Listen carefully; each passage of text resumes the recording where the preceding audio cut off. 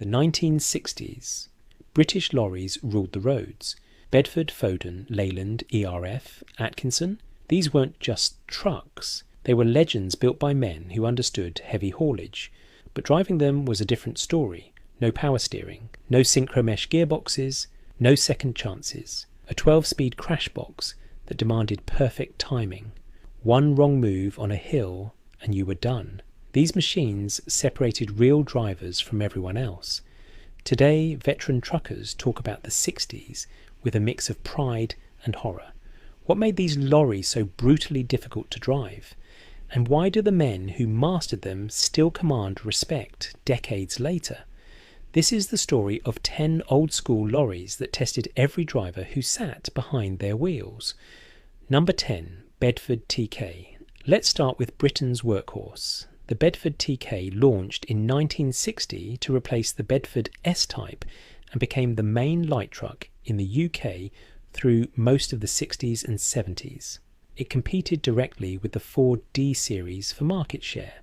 Available with both 4 and 6 cylinder petrol and diesel engines from Bedford, Leyland and Perkins, the TK was the truck you saw everywhere. But don't mistake common for easy. The TK came with a tilt cab that made engine work simpler, but drivers still faced the same challenges as every lorry of the era. No power steering on most models, basic suspension, and like its competitors, the TK demanded driver skill. One restoration owner with a 1960 TK described it as diesel, powered with a 151-inch wheelbase.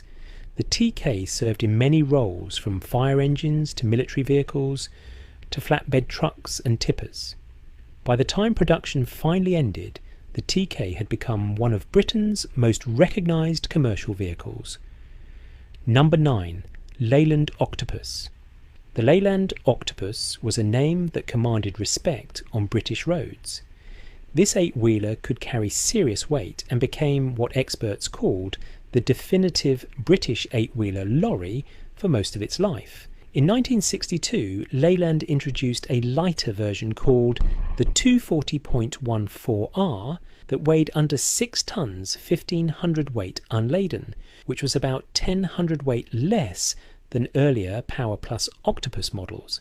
The Octopus used the LAD Vista View cab in the early 60s before moving to the Ergomatic cab in 1964. Weight reduction came from using a lighter rear bogie, light alloy clutch and gearbox housings, and the Leyland plastics panelled cab. After UK weights